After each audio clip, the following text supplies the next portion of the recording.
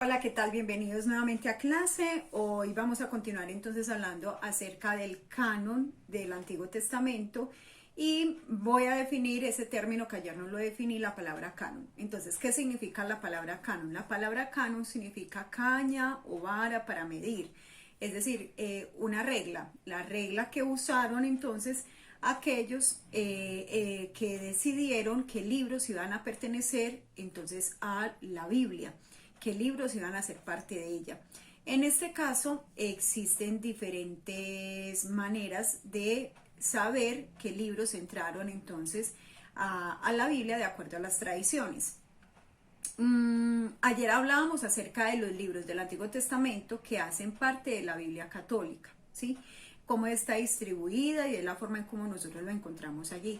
Hoy vamos a hablar acerca de la diferencia que tenemos en ese canon los católicos y los cristianos no católicos.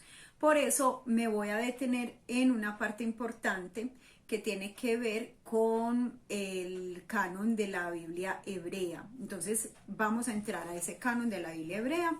El nombre de la Biblia hebrea recibe el nombre de Tanakh. La palabra Tanakh es como como decir que es el nombre que designa de acuerdo a las tres colecciones que conforman esa Biblia. Entonces la T viene de Torah, la N de Nevi'im y la K viene de Ketuvim. ¿Listo? Tanakh. Esos son los nombres de las colecciones. Profe, ¿qué es eso tan raro que usted nos acaba de decir? Eso es el tema de Torah, Nevi'im y Ketuvim. Torah designa entonces los libros que componen la ley. Torah significa ley. ¿Qué libros hacen parte entonces de la ley?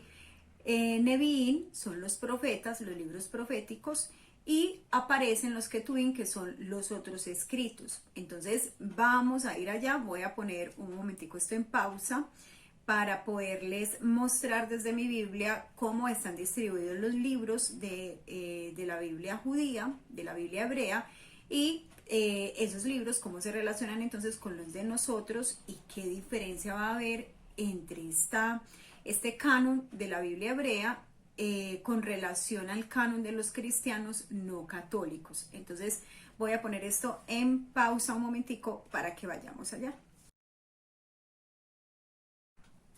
Bueno, aquí les tengo entonces la Biblia, les tengo aquí el canon hebreo. Quiero que lo visualicemos, no sé si se alcanza a ver muy bien. Vamos a distinguir allí las colecciones que conforman la Biblia hebrea. La primera colección es la ley, es lo que llamábamos la Torá, cuando les hablaba ahorita de la primera letra que conforma el nombre de la Biblia judía, la Torá. Torá es la primera colección. Nótese que son los libros que nosotros conocemos como el Pentateuco, los libros que pertenecen a ella, son los 5 primeros libros de la Biblia. Lo que pasa es que ellos le van a dar un nombre distinto. Nosotros le ponemos al primer nombre del libro Génesis. Ellos lo van a llamar de acuerdo a la primera palabra con la que comienza el libro. Así entonces el primer libro se llama Al principio, que en hebreo suena como Bereshit. Ese es el nombre, Bereshit. El segundo libro, el que llamamos nosotros Éxodo, ellos lo van a poner los nombres. Estos son los nombres que en hebreo se pronuncia Shemot. Shemot.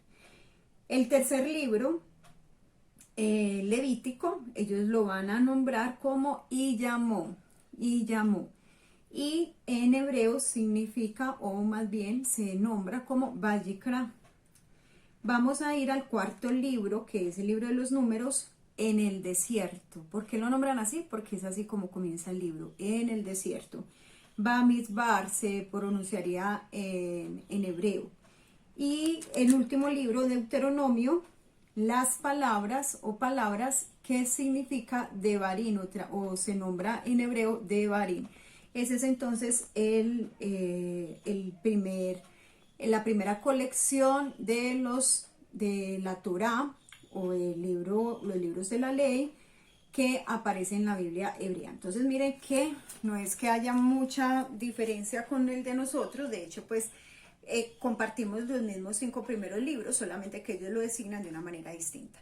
Vamos a ir con la segunda colección, que son los Nevi'im. Los Nevi'im son los libros proféticos. Ellos van a tener una diferencia entre la manera en cómo nombran a ellos los libros proféticos, que en nuestro caso no todos los tenemos en nuestro canon como libros proféticos. Vamos a ver de qué se tratan. Entonces, estos libros, los libros proféticos que aparecen allí, ellos lo distribuyen entre profetas anteriores, ¿sí? Los libros proféticos, que son los profetas anteriores, que básicamente son nuestros libros históricos. ¿Cuáles son los profetas anteriores para ellos? Josué, Jueces, el libro de Primera y Segunda de Samuel, que ellos son una unidad realmente.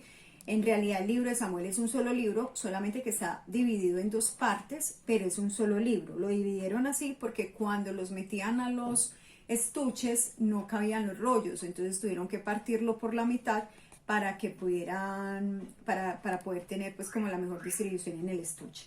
Entonces, ahí tenemos entonces que los profetas anteriores son Josué, Jueces, el libro de Samuel, el libro de Reyes, ¿sí? Que forman un solo libro también. Nosotros lo tenemos Primera y Segunda de Reyes, pero en realidad es un solo libro.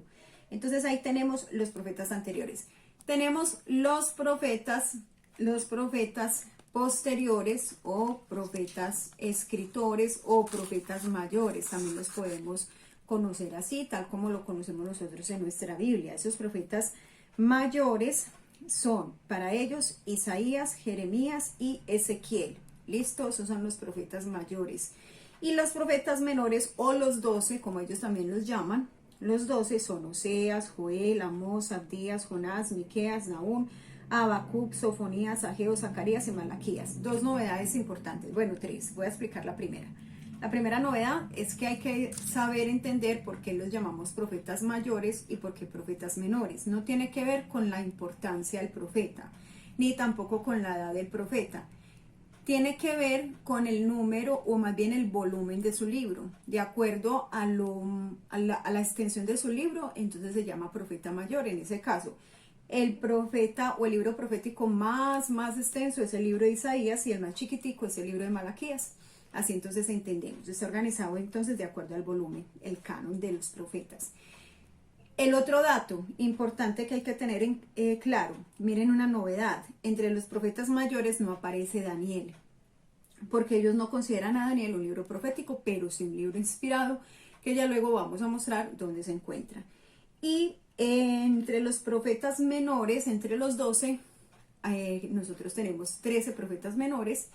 Ellos solamente cuentan con 12, ¿por qué? Porque no está Baruch. Eso también es importante tenerlo en cuenta. Bueno, pasemos entonces ya a otra tercera colección. La tercera colección son los Ketuvim, y los Ketuvim también están divididos en unas partes importantes, ¿sí? Los Ketuvim significan los otros escritos.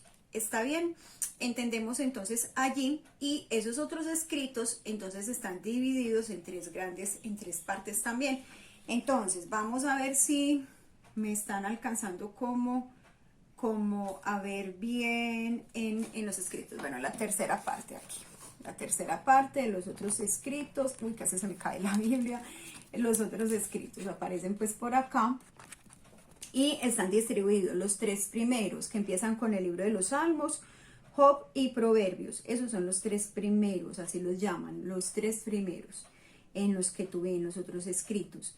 La segunda parte de los otros escritos son los 5 rollos de las fiestas: Ruth, Cantar de los Cantares, Coeledo, Eclesiastés, Lamentaciones y Esther.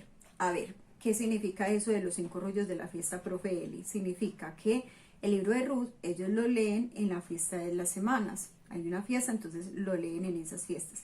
Cantar de los Cantares en Pascua, Coelec o Eclesiastés en la fiesta de los tabernáculos, Lamentaciones en el día del recuerdo de la destrucción del templo, y Esther en la fiesta de los Purim. Por eso se llaman los libros de la fiesta o los rollos de la fiesta, los Megillot, así se pronuncia en hebreo, Megillot. Bueno, aparece entonces luego los últimos 5 libros. Miren dónde vamos a Daniel. Daniel hace parte de los Ketuvim, no un libro profético. ¿Listo? Ellos no lo consideran profético, y en realidad tienen un poco de razón. ¿Por qué?